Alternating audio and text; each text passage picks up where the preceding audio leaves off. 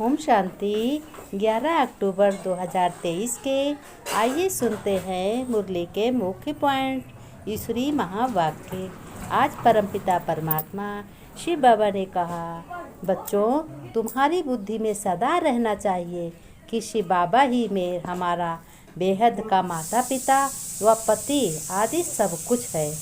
बेहद के माता पिता के पास कुछ भी कमी नहीं रहती, वो हद से ज़्यादा होती है, बहुत होती है। लेकिन बच्चों को यह नशा स्थायी नहीं रहता, लेकिन बार बार बच्चे भूल जाते हैं। यहाँ जो भी बाप के पास है बच्चों, अपने को इंश्योर करो, उनको ही फिर 21 जन्मों लिए एवजा मिलेगा। फिर चाहे कुछ हो, बाबा ने कहा इसका वजीफ़ा मिलेगा बच्चों को, कि बच्चे माँ बेहद के माता पिता के बच्चे हैं तो उनको इसका वजीफ़ा मिलेगा।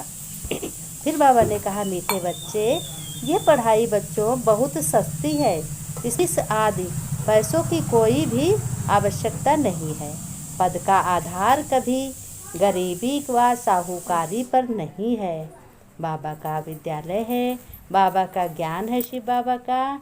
इसको बिना पढ़ाई से ही यूज करो। इसको तुम्हें खुशी रहनी चाहिए कि ऐसे बेहद माता पिता का स्कूल है जहाँ पे कुछ भी आदि खर्चा नहीं होता। अविनाशी ज्ञान रतन बहुत मिलते हैं, इससे सुख शांति बहुत मिलती है। बाबा ने कहा, बच्चों प्रश्न है कि ज्ञानी तू आत्मा का पहला लक्षण कौन सा है, यानी ज्ञानी बच्चों का पहला लक्षण कौन सा है, उनकी क्या निशानी है। बाबा ने उत्तर में बताया, वह सभी के साथ अति मीठा व्यवहार करेंगे। अब बेहद के बाप के बच्चे हैं तो सभी के साथ बहुत अच्छा व्यवहार करेंगे। किसी से दोस्ती, किसी से दुश्मनी रखना यह ज्ञानी बच्चों का, ज्ञानी आत्माओं का लक्षण नहीं है। सभी से दोस्ती करनी है। बाप की श्रीमत है, भगवान की श्रीमत है। बच्चे अति मीठा बनो, तुम प्रैक्टिस करो रोज। मैं आत्मा इस शरीर को चला रही हूँ, अब मुझे घर जाना है। अब घर कहाँ है? घर है शांति धाम, घर है परम धाम, घर है सुख धाम। बाबा ने कहा, बच्चे ने किसी महिमा सुनी निराकार बेहद के बाप की, वह ज्ञान का सागर है। कौन ज्ञान का सागर है? ज्ञान का सागर एक परम पिता परमात्मा शिव बाबा है। वह ऊंचे ते ऊंचा है, उनको ही ऊंच ते ऊंच बाप कहा जाता है। वही बेहद का बाप है, वही हर चीज़ अपने बच्चों को अथाह देता है। कोई भी कमी कमजोरी नहीं होती। परम शिक्षक अर्थात ज्ञान का सागर भी कहा जाता है। अभी तुम बच्चे समझते हो कि यह महिमा हमारे बाप की है। किसकी है?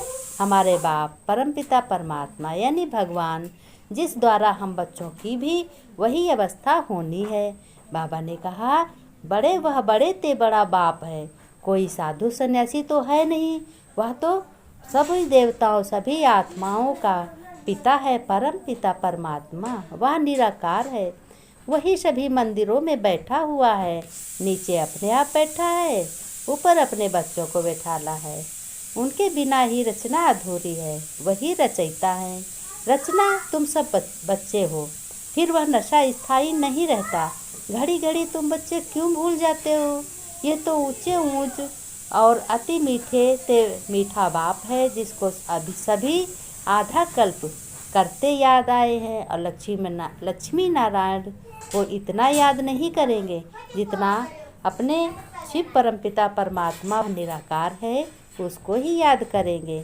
फिर कहते हो भल कोई लक्ष्मी नारायण को, कोई गणेश आदि को मानने वाले होंगे, फिर मुख से कहेंगे हे भगवान आओ कल्याण करो। फिर किसको बुलाते हो? यदि सबको पूजते हो, विष्णु को पूजते हो, ब्रह्मा को पूजते हो, सबको पूजते हो, फिर किसको याद कर दो? फिर लास्ट में कहते हो हे भगवान कहाँ हो, अब आओ दुख दूर करो आके। तो आखिर ये बताओ भगवान कौन है? भगवान वही है जो सबके दुखों को हरता है, दूर करता है और सुख देता है। वही भगवान है, परम पिता परमात्मा निराकार।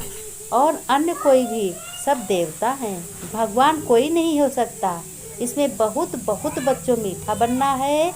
उठते बैठते तुम्हें याद करो अपने परम पिता को, जो अशांति फैलाते हैं वह अपना पद भ्रष्ट करते हैं। बाबा ने कहा जो बच्चे अशांति फैलाते हैं वो अपना पद भ्रष्ट करते हैं। इसमें तो बहुत बहुत मीठा बनना है। गीता कितना मीठा, कितना प्यारा शिव भोला भगवान। तुम भी उनके बच्चे भोले हो ना, तो कौन है? भोले बाप हैं। तुम भी भोले बच्चे हो, भोले बाबा के बच्चे भोले होते हैं।